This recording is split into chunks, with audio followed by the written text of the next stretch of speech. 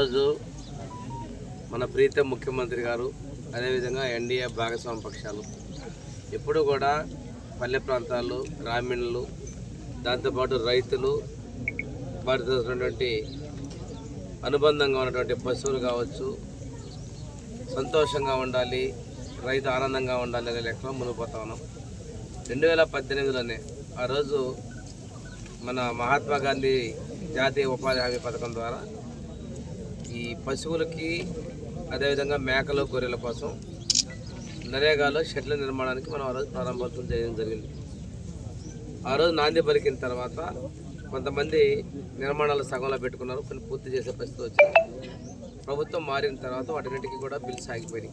అదే విషయం ఈరోజు కూడా కొంతమంది అదృష్టం చేయడం జరిగింది. మన ప్రభుత్వం వచ్చినటువంటి మొదట్లోనే 4 నెలల కాలంలో చేపట్టడం జరిగింది. మళ్ళీ తిరిగి మినీ గోకులాలు శాంక్షన్ చేయడం జరిగింది. అది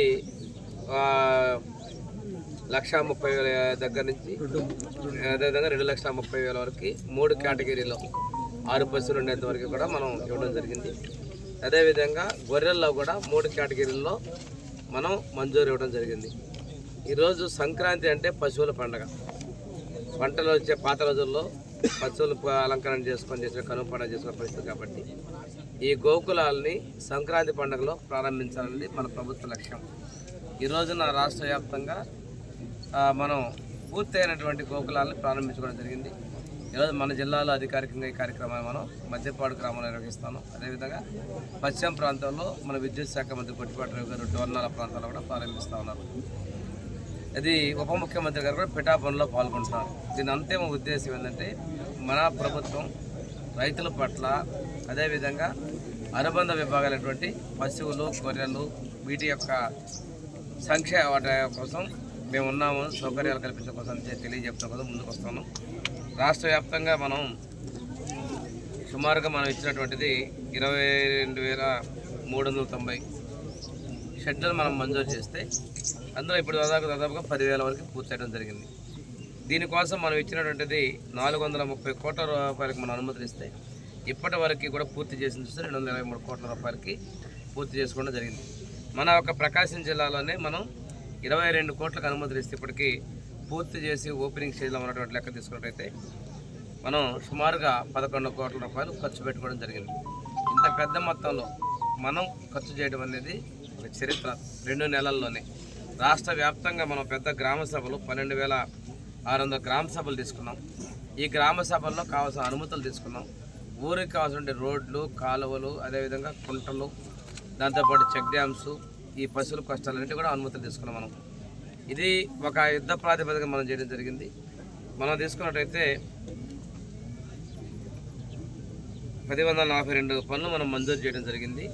అందులో మనకి ఈరోజు పూర్తిగా పూర్తయి 475 పనులు మనం పూర్తి చేసుకోవడం జరిగింది. ఇంకా 2-3 రోజుల్లో ఇంకొన్ని పూర్తయ్యేటువంటి పరిస్థితులు ఉన్నాయి.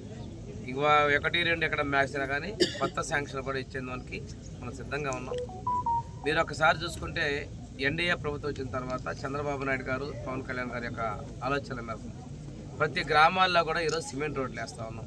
ప్రతి గ్రామాల్లో కూడా సైడ్ కాలువలు కడతా ఉన్నాం. అదేవిధంగా పొలాలకు పోయేటువంటి రోడ్లు మనం బాగు చేసుకుంటా ఉన్నాం. పశువులు మేకల కోసం చెట్లు నిర్మాణం చేసుకున్నాం.